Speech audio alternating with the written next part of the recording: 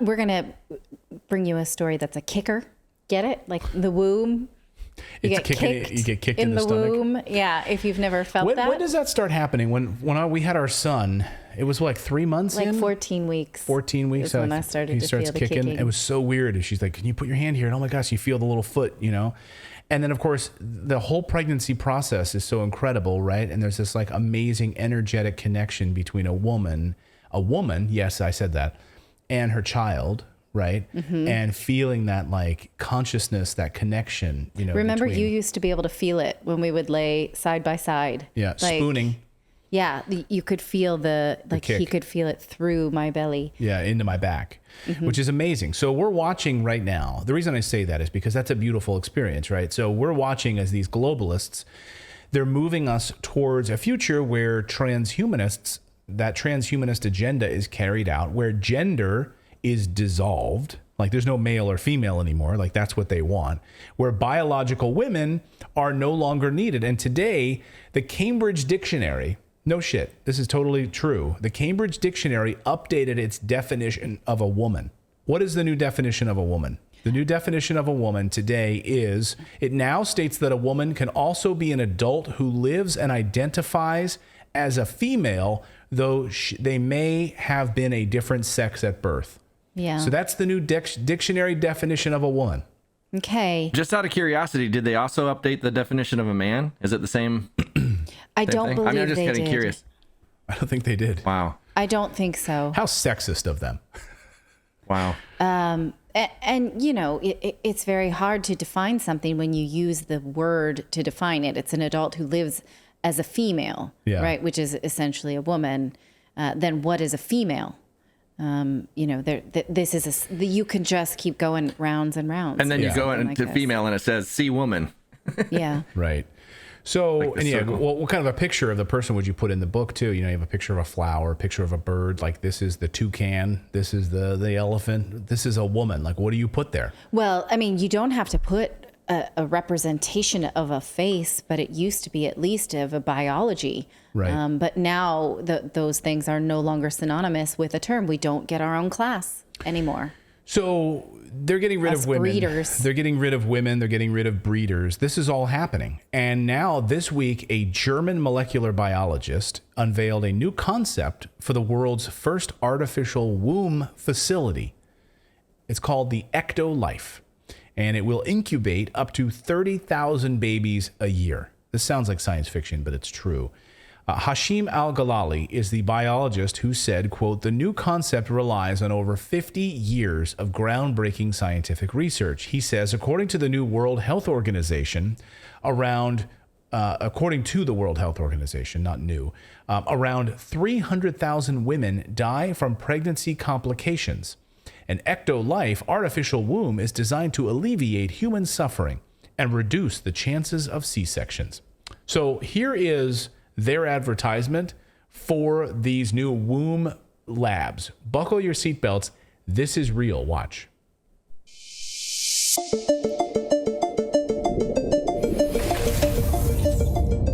Introducing Ectolife, the world's first artificial womb facility, powered entirely by renewable energy. Ectolife allows infertile couple to conceive a baby and become the true biological parents of their own offspring. It's a perfect solution for women who had their uterus surgically removed due to cancer or other complications. With Ectolife, premature births and C-sections will be a thing of the past. Ectolife is designed to help countries that are suffering from severe population decline, including Japan, Bulgaria, South Korea, and many others. The facility features 75 highly equipped labs. Each state-of-the-art lab can accommodate up to 400 growth pods or artificial wombs.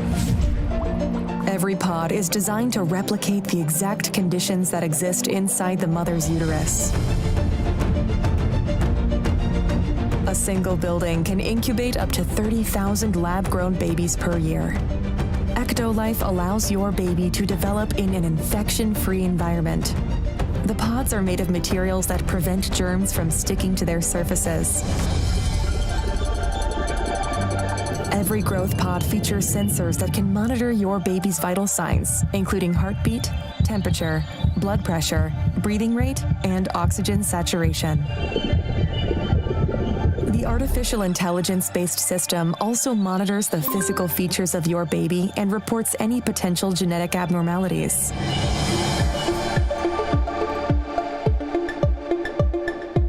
The pods are equipped with a screen that displays real-time data on the developmental progress of your baby. These data are sent directly to your phone so you can track your baby's health from the comfort of your zone. The app also provides you with a high-resolution live view of your baby's development. A special section in the app allows you to watch a time-lapse of your baby's growth and share it directly with your loved ones. Because babies can recognize language and learn new words while still in the womb, Ectolife growth pods feature internal speakers that play a wide range of words and music to your baby. Through the app, you can choose the playlist that your baby listens to. You can also directly sing to your baby and make them familiar with your voice before birth. All right.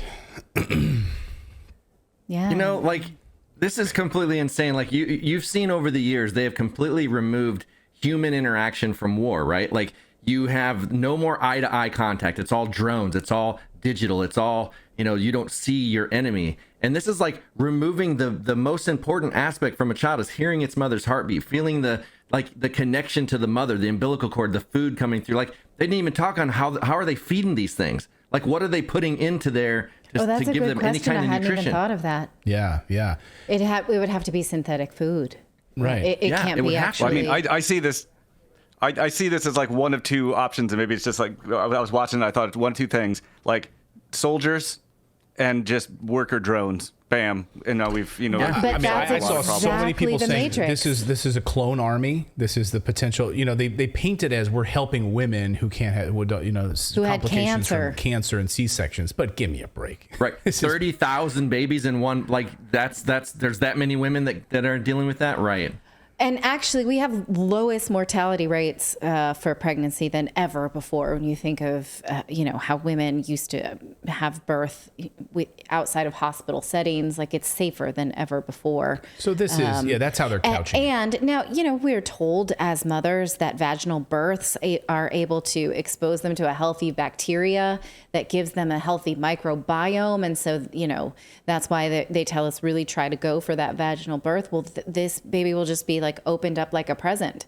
There's no vaginal birth. Well, and also it's here. like its digestive system's going to be completely screwed because it's not taking in any like the food that you take in and the nutrients come from that food out into the baby. Like, how's it going to deal with any kind of infection that you might have given it that it build up a resilience to or anything? Like, there's no human element to this. Well, and that's the tangible stuff, right? The food and that kind of those elements. But what about like the intangible? I'll just throw this out to you guys in the audience and let me know. But like the consciousness, right? To me, because I've seen people saying like this is godless, like in the chat saying like this is godless. Like there's like the consciousness of like a soul, like a human soul, and how is that brought to the child through this experience, right? Well, even like babies that scientists show that are able to react to the schedule of their home. You think of like the voices and the routines of siblings. Because they are in that home being grown with just a thin layer of skin between them, and they are already a part of the family. They are instead, connected to these souls that are in a laboratory. Where does consciousness even come in? And when they said, like, we can see when there's genetic abnormalities, my question was, and then what? Then you flush it? Oh, Exactly. That's what I was thinking too. Gene editing. Right. We're looking at gene editing at that point, which is something we can absolutely do. Yeah. I know yesterday you were on your app looking at this baby, but today your baby is this. We found some genetic abnormalities, and that baby has been swept out of the womb. And now do you want to swipe right, swipe right, swipe left? I don't like that. Yeah, this honey, is like, honey, are you checking this is like Gattaca meets Star Wars. You know? Meets the Matrix. And, you know, the big reveal in the Matrix is that humans are no longer born, they're grown. Yeah. And so here we are. I mean, this is transhumanism, right? This is what they want. And so there's a long track record. He talked about 50 years of history here. Well, we have a long history of this. The Verge in 2017 with this breakthrough story, an artificial womb successfully grew baby sheep, and humans could be next. The Verge wrote in 2017. An artificial womb that can grow baby sheep. This artificial womb successfully grew baby sheep, and humans could be next, from The Verge. And here they used what was known as a bio bag. So it was a plastic bag where they would literally keep, and they grow it in this like bio bag. And then, yes, it actually grew. According to science and stuff, the scientists behind the work grew 8 fetal lambs for 105 to 120 days in a bio bag. About the equivalent to human fetuses 22 to 24 weeks of gestation. And then here they go. Here they were born. Watch. Look at that. That's one of the bio bag lambs. It's super cute. I want it. Super cute in a bag. Well, you know what's also crazy to think about with this is like, through time, because they're tracking so much stuff, it looks like on these apps and through all this, the genetics and stuff. And then they're going to be playing them audio, feeding them food. They're going to like come up with averages like, oh, if we play them these audio messages, we get this kind of child. And it's like now we've figured out how to create the perfect child with this auditory, this kind of food, and this. And then I didn't hear him say super serum or anything, but to give like super soldier serum to these kids, like we end up with a much stronger male that comes out and blah blah blah. And it's like, that's where this stuff leads. It leads to completely manipulating Can we human breed growth. them to be compliant? Can we breed them to be good readers or good at math or what have you? And we will continue to agree to this if we increasingly disconnect ourselves from human interaction, disconnect ourselves from nature. The more we dive into our cell phones, the more we believe our lives belong in this technology, and we will eventually start to accept this. Yeah, and this will be, it'll start out with them saying it's about the woman who doesn't want to have the C-section because of trouble with cancer in the past, but it rolls in deep and dark ways. And the scientist behind this says he thinks that this concept of ectolife will replace natural birth in the future, he says.